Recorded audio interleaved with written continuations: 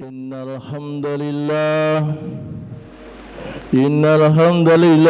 nahmaduhu wa nasta'inuhu wa nastaghfiruhu wa na'udzu billahi min sururi anfusina wa min sayyiati a'malina may yahdihillahu fala mudilla lahu wa ma yudlilhu fala hadiya lahu.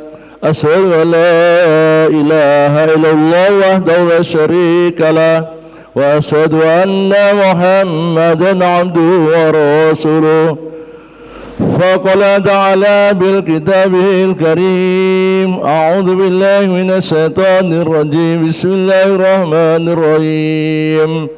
Innal ladzina qalu rabbuna Allahu tsumma istaqamu tatanazzalu alaihimul malaikatu alla taqafu wa la tahzanu wa abshiru bil jannati allati kuntum tu'adun. Nahnu awliya'ukum fil hayati dunya wa bil akhirah wa lahum biha ma tastahi anfusukum wa lahum biha ma tad'un nuzulan min ghafurir rahim. Wa man ahsanu qawlan mimman da'a ila Allah wa amila shalihan wa qala innani minal muslimin. Ya ayyuhan nas ittaqullaha haqqa tuqatih wa la tamutunna illa wa antum muslimun. Fa qala Rasulullah sallallahu alaihi wasallam, kullu ummati yadkhuluna al-jannah illa man aba. Wa ma ya'ba ya Rasulullah, qala man ata'ani dakhala jannah wa man asani faqad aba, au kama fi Rasulullah sallallahu alaihi wasallam. Sidang Jumat rahimakumullah, akramukumullah, yang mengharapkan ridha dari Allah Subhanahu wa taala. Pada kesempatan yang agung dan mulia ini, kami mengajak marilah kita terus meningkatkan rasa syukur, meningkatkan iman dan takwa kita kepada Allah Subhanahu wa taala. Karena tiada keberuntungan yang melebihi dari iman dan takwa kepada Allah Subhanahu wa taala.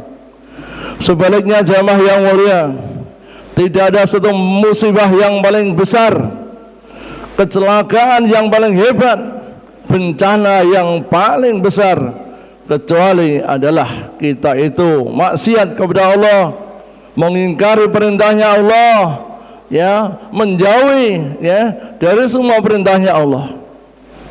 Itulah sesuatu yang mahal nilainya. Karena sekecil-kecilnya iman, jamaah yang mulia, Rasulullah sampaikan akan dibalas oleh Allah Ta'ala dengan surga lipat kali 10 dunia. Sedang jemaah rahimakumullah, kita sekarang berada pada fase akhir zaman, tahap di mana kita sudah dekat dengan hari kiamat. Maka dari itu baginda Rasulullah sallallahu alaihi wasallam sampaikan, batiru a'malu salihan fasadu fitan. Segeralah kamu semuanya beramal soleh, berbuat kebaikan, berbuat yang ma'ruf, sebelum datangnya fasadu ala fitan, datangnya fitnah yang besar yang didatangkan oleh Allah Subhanahu wa ta'ala. Maka ini Rasulullah memberi gambaran akan datangnya fitnah besar pada kalangan umat mukmin akhir zaman. Ini akan menimpa siapapun yang bernama manusia, baik yang kaya, yang miskin, yang ahli masjid, yang bukan ahli masjid, semuanya akan terkena dampak dari fitnah. Fitnah ini adalah semua gerakan, perbuatan, ucapan yang tidak berdasarkan pada fakta dan kebenaran, apalagi dari keimanan. Orang-orang yang menyebarkan fitnah ini seperti turunnya air hujan, akan menjatuhi semua posisi dan lokasi, akan mengenai semua lapisan yang ada di muka bumi. Itulah fitnah yang tersebar dengan bahasa sekarang yang lebih terkenal, yaitu hoak. Maka melalui media sosial maupun secara langsung, dengan beraninya mereka menjual namanya akhirat, menjual agama demi kemewahan dunia, demi pangkat, jabatan dan posisi, untuk menjadi pengaruh. Tidak tahu kawan maupun lawan, tidak kenal haram maupun halal. Pokoknya saya akan hidup yang mewah, agama saya pertaruhkan. Maka dikatakan oleh Rasulullah sallallahu alaihi wasallam pada masa itu, Masya Allah, agama ini betul-betul diumbang-ambingkan. Orang yang sorenya itu Islam, pagi bisa kafir. Orang yang paginya itu mukmin Islam, sorenya bisa kafir. Itulah keadaan umat akhir zaman, gara-gara fitnah dengan menjual agamanya demi kemewahan dunia, demi harta benda, pangkat dan jabatan. Maka orang-orang ahli fitnah ini memoles-moles keadaan seolah-olah seperti keadaan yang sesungguhnya, padahal itu hanyalah dusta, hanya tipuan belaka. Itu namanya pendustaan. Inilah jamaah yang dimuliakan Allah Subhanahu wa taala. Demi pangkat, demi jabatan, demi harta benda, demi kemewahan dan keindahan, agama itu nomor 34. Yang penting hidup saya mewah, pangkat saya tinggi, orang lain tidak peduli. Maka kalau itu menimpa kepada seorang guru, harga dirinya jatuh di depan murid dan para pendidik yang lain. Kalau itu mengenai pada sebuah keluarga, maka suami istri akan terguncang, bahkan bisa terjadilah pertikaian gara-gara fitnah. Maka dalam Al-Quran, dalam surat An-Nisa disebutkan, al-fitnatu ya kasadu ya ilal qatli. Fitnah itu bahayanya jauh lebih besar daripada pembunuhan. Karena kalau pembunuhan itu pada jumlah-jumlah yang terbatas, tapi ketika fitnah itu bisa melanda seluruh umat, bahkan seantero dunia. Apalagi fitnah lewat medsos, lewat online, lewat HP. Sepanjang fitnah ini belum terhapus, maka dosanya mengalir setiap saat. Itulah bahaya fitnah yang diancam di neraka jahanam. Sidang Jumat rahimakumullah, akramakumullah. Inilah ujian dan tantangan para pemegang HP, ujian dan tantangan para penggemar medsos.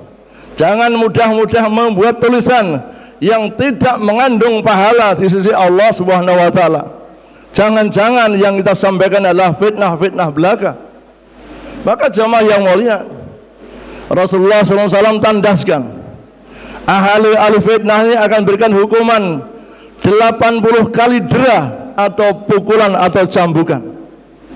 Dan orang-orang yang memfitnah itu di pengadilan akan diperiksa dengan didampingi oleh 4 orang saksi, dan saksi ini adalah orang yang melihat langsung kepada kejadian.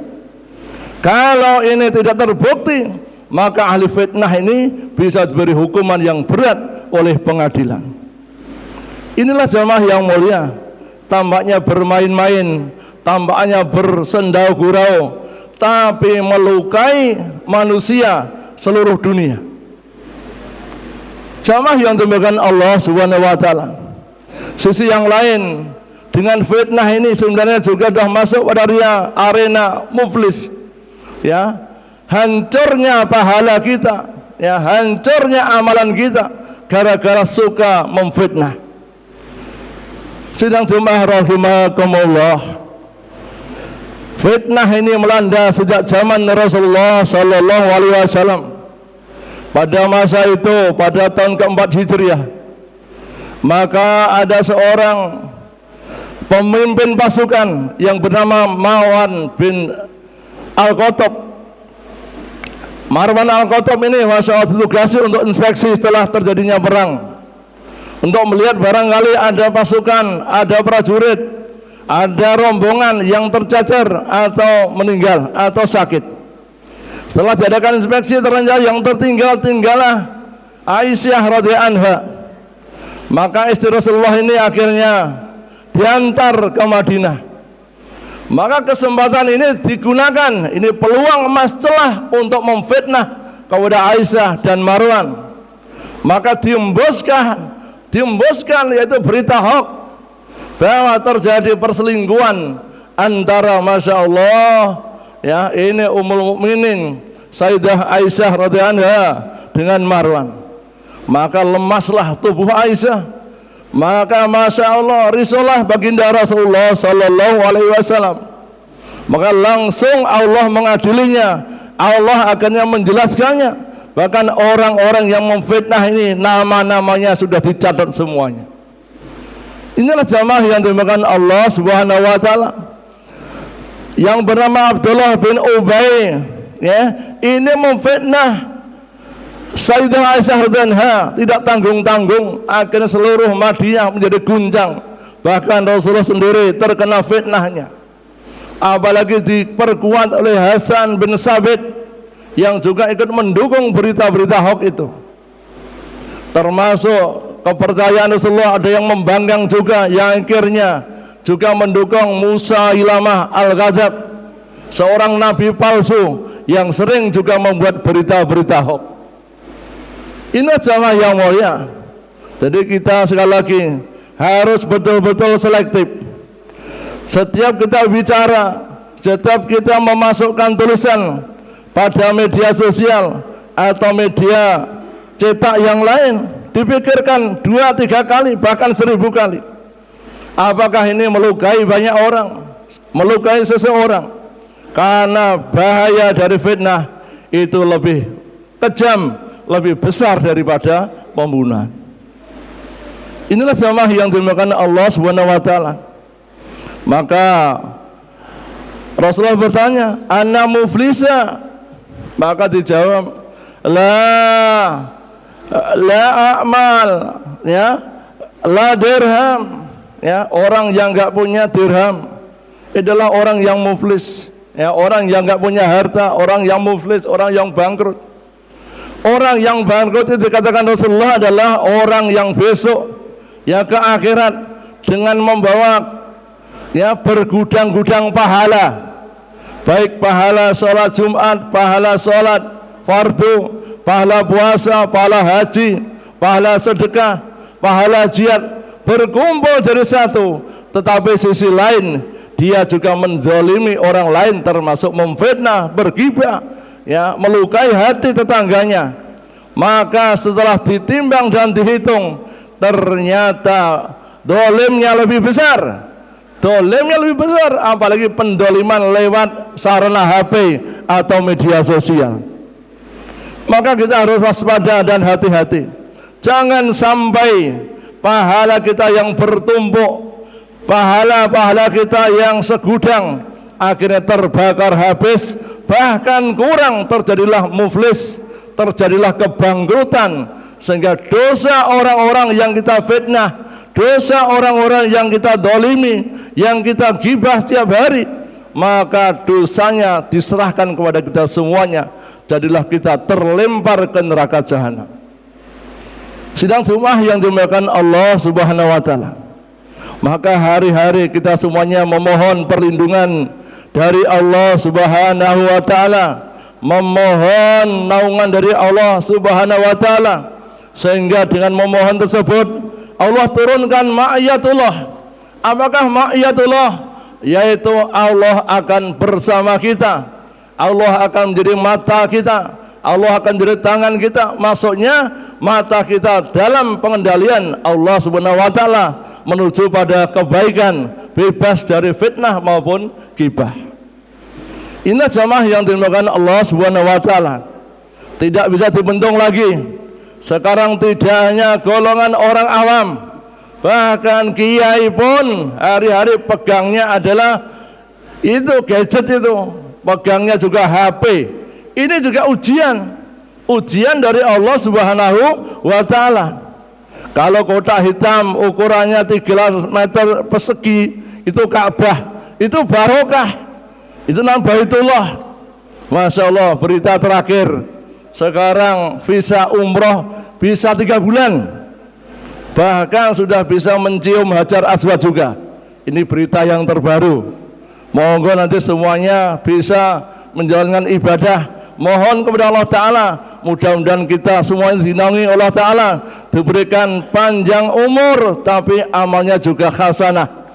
Maka dikatakan ya khairunas, sebaik-baik manusia, yaitu man tola'a umruhu ya fi hasani a'mala, dia umurnya panjang tapi baik amalnya. Maka Muharram ini kita betul-betul waspada dengan pengalaman tahun yang lalu. Kita sekarang banyak muhasabah, jangan sampai kita tertimpa di atas tangga yang sama, di lubang yang sama, ya, bencana yang sama. Untuk Muharram tahun ini kita lebih semangat, kita berhijrah. Hijrah kita bukan dari Mekah ke Madinah, hijrah kita adalah dari yang kurang sempurna kita sempurnakan. Karena hidup hanya sebenar, tidak jauh dari tali sandal kita. Itulah umur kita. Begitu cepat dan pendeknya, tapi kita sudah diberi bonus. Ada yang umurnya sampai 60 tahun, ya, giginya sudah pasangan, sudah ompong, tapi cita-citanya, bayangannya, ya, seperti anak muda, merasa masih muda, ingin nikah lagi yang kedua, ketiga, ingin membangun rumah yang besar juga. Itulah namanya keinginan. Sampai mati pun keinginan itu masih lebih jauh. Sedangkan umur kita itu tidak jauh dari tali sandal kita. Israel sudah dekat dengan kita. Maka sekali beramal harus sungguh-sungguh. Kita ada kesungguhan, seolah ini sholat saya yang terakhir, ini Jumatan kita yang terakhir, maka saya akan betul penuhi Jumat ini dengan zikir yang lama, zikir yang panjang. Ya, maka orang-orang ahli zikir ini besok diberikan pintu zikir di surganya Allah Ta'ala, pintu yang khusus, yang istimewa untuk orang-orang yang punya amalan. Maka orang tua kita, ya, Masya Allah, maaf ini bahasanya kurang bagus, kok kita sudah berumur 40 tahun, ya, kebaikannya belum bisa mengalahkan keburukannya, lemparkan saja ke neraka jahanam. Dan kalau sudah 60 tahun masih juga bermaksiat, 60 tahun masih seperti anak balita, Masya Allah, udurnya, alasannya tertolak oleh Allah Subhanahu wa Ta'ala. Kamu ini rambutnya sudah putih, itu adalah peringatan dari Allah kalau kamu sudah dekat dengan kubur kamu. Ini jamaah yang mulia.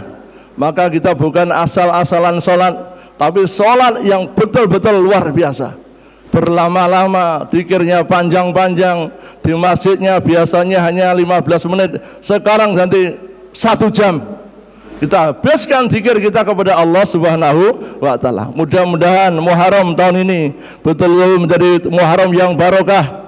Anak kita penuh dengan hidayah, keluarga kita keluarga yang sakinah, rezekinya berlimpah ruah tapi juga barokah, sehingga kita semua menjadi ahli ibadah dan akhirnya bisa masuk ke jannah bersama Rasulullah sallallahu alaihi wasallam. A'udzu billahi minasy syaithanir rajim. Bismillahirrahmanirrahim. Wal inna insana lafi khusr illa alladziina amanu wa 'amilu shalihati wa tawassaw bil haqq wa tawassaw bis sabr wa qul firhi wa anta khairur rahimin.